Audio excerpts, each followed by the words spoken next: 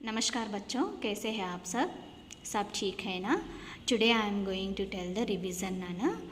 Okay, but शब्द भेद I have already taught you the शब्द भेद no parts of speech and every parts of speech I have explained deeply. Okay, today just I am giving a revision of this. Okay, प्रयोग के आधार पर शब्द के निम्नलिखित 8 भेद होते हैं। पहला है संज्ञा। संज्ञा इंग्लिश में बोलते हैं नाउन, सर्वनाम प्रनाउन, विशेषण मीन्स एडजेक्टिव, क्रिया इंग्लिश में बोलते हैं वर्ब, क्रिया विशेषण एडवर्ब, संबंध बोधक प्रीपोजिशन, समुच्चय बोधक कंजंक्शन, विस्मयादि बोधक इंटरजेक्शन। ओके बच्चों, हम इस शब्द भेद के एक एक जानकारी लेते हैं। पहले संज्ञा। संज्ञा माने क्या है? वो शब्द जो किसी व्यक्ति, वस्तु, भावना या स्थान के नाम के रूप में प्रयोग किया जाता है उसे संज्ञा कहते हैं। ठीक है, जैसे राम, किताब, दिल्ली, त्याग, यानी कि नामों को बतलाने वाले शब्दों को क्या कहते हैं? संज्ञा कहते हैं। संज्ञा के भेद। संज्ञा के मुख्य रूप से कितने भेद होते हैं? 5 भेद होते हैं।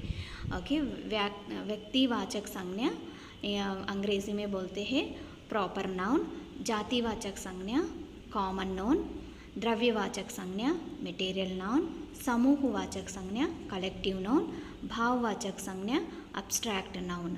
ओके, व्यक्तिवाचक संज्ञा माने क्या है? जिस संज्ञा शब्द से किसी एक व्यक्ति, वस्तु या स्थान के बारे में पता चलता है व्यक्ति संज्ञा कहते हैं, व्यक्तिवाचक संज्ञा कहते हैं। जैसे गंगा, हिमालय, राम, बनारस। ठीक, दूसरा है जातिवाचक संज्ञा। जिस संज्ञा शब्द से उसी संपूर्ण जाति का बोध होता है उसे जातिवाचक संज्ञा कहते हैं। क्या है? जैसे आदमी, नदी, लड़की, गांव। द्रव्यवाचक संज्ञा। जिस संज्ञा शब्द से किसी धातु, द्रव्य या पदार्थ का बोध होता है उसे द्रव्यवाचक संज्ञा कहते हैं। जैसे तेल, घी, पानी, सोना, चावल। समूहवाचक संज्ञा। जिस संज्ञा शब्द से व्यक्तियों या वस्तुओं के समूह का बोध होता है उसे समूहवाचक संज्ञा कहते हैं। जैसे कक्षा, सेना, परिवार। के भाववाचक संज्ञा। जिस संज्ञा शब्द से व्यक्तियों या वस्तुओं के गुण, दोष, अवस्था, भाव या धर्म का बोध होता है उसे भाववाचक संज्ञा कहते हैं। जैसे बुढ़ापा, बहादुर, मिठास आदि। ओके, और दूसरा आता है हमारा सर्वनाम। सर्वनाम परिभाषा। वे शब्द जो संज्ञा के स्थान पर प्रयोग किए जाते हैं उन्हें सर्वनाम कहा जाता है। जैसे मैं, तुम, वह, वे, यह, आप। सर्वनाम के भेद। प्रयोग के अनुसार सर्वनाम के 6 भेद होते हैं।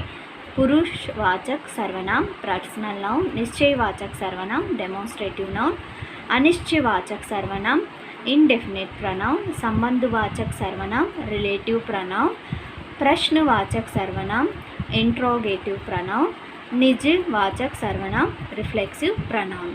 पुरुषवाचक सर्वनाम।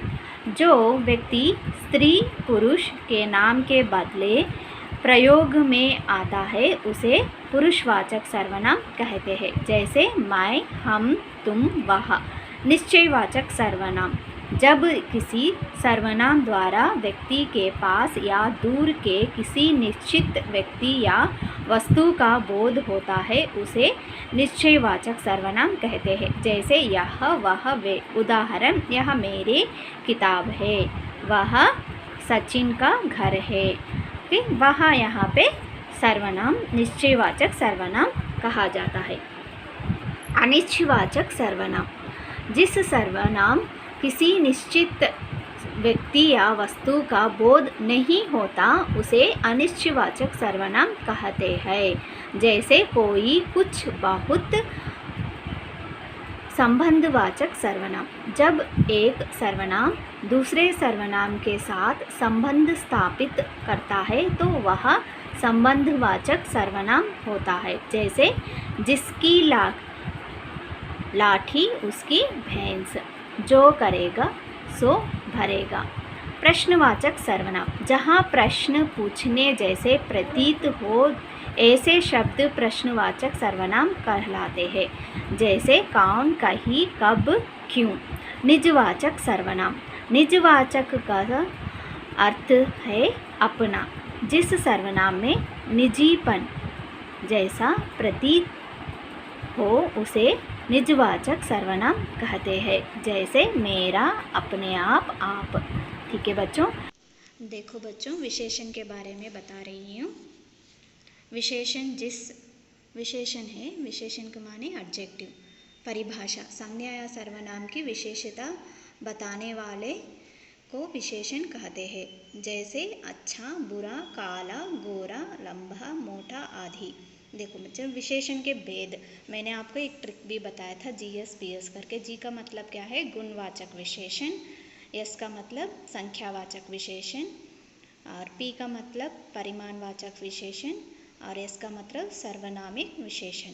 ठीक है।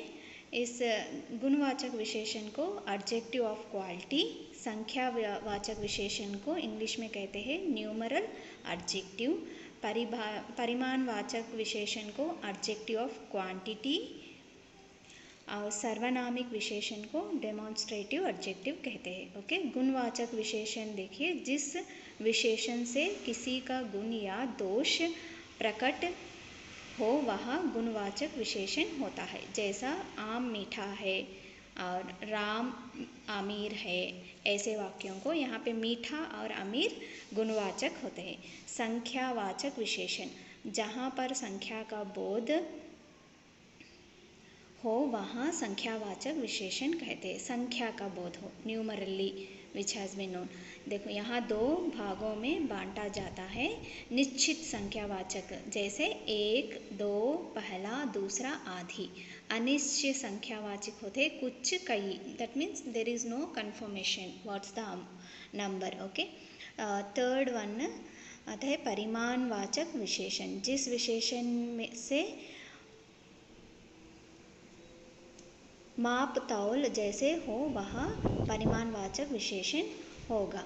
इसके दो भाग होते हैं। इसमें भी निश्चय परिमाणवाचक होते हैं, जैसे 4 किलो, 2 मीटर आदि।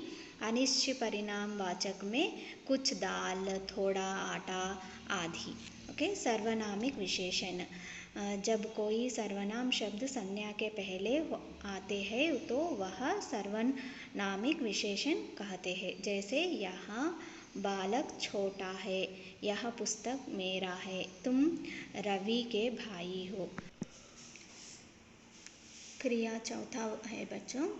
चौथा शब्द भेद है। क्रिया को इंग्लिश में कहते हैं वर्ब। परिभाषा, कोई शब्द जिससे कुछ करना या होना का बोध हो वह क्रिया होगी। क्रिया का अर्थ होता है करना, जैसे पढ़ना, जाना, लिखना, चलना आदि। क्रिया के भेद, क्रिया के भेद कितने होते हैं मैंने आपको बताया ना बच्चों। अच्छा ये देखते हैं आज। आक्रामक क्रिया, जिस वाक्य में कर्म नहीं होता है तथा काम का कर्ता पर पड़े वह का आक्रामक क्रिया कहा जाता है, जैसे राम दौड़ता है। सक्रमक क्रिया, जिस वाक्य में कर्म होता है तथा काम का प्रभाव कर्ता के अलावा कर्म पर भी पड़ता है तो वह सक्रमक क्रिया होता है, जैसे नीलम आम खाती है। ओके। देखो यहाँ पे आक्रामक क्रिया और सक्रमक क्रिया के शब्द है। टूटना, तोड़ना, जुड़ना, जोड़ना, हंसना, हंसाना, बढ़ना, बढ़ाना।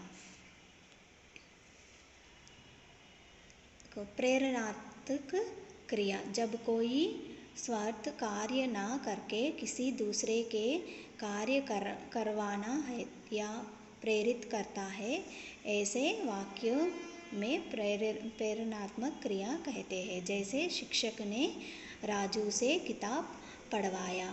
पूर्वकालिक क्रिया, जब कोई एक काम समान करके तुलना दूसरा काम करने जाता है तो वह पूर्वकालिक क्रिया कहते हैं, जैसे धनिया खाना खाकर पढ़ने लगी। वह नहाकर स्कूल जाएगा। ओके, नाम धातु क्रिया, वे क्रिया जो संज्ञा सर्वनाम या विशेषण आदि से मिलकर बनती है, ऐसे क्रिया को नाम धातु क्रिया कहते हैं। जैसे अपना से अपनाना, लता से लतियाना। संयुक्त क्रिया, वे क्रिया जो किसी दूसरी क्रिया से मिलकर बनती है, वह संयुक्त क्रिया कहलाती है। जैसे तुम रोज खाना खाया करो, वह खेल खेल चुका। ओके, आज मैंने चारों शब्द भेदों को बताए, जो है संज्ञा, सर्वनाम, विशेषण और क्रिया। ओके, और कल बाकी के 4 मैं आपको फिर से रिवीजन करूँगी। ठीक है बच्चों, स्टे होम, स्टे हेल्दी।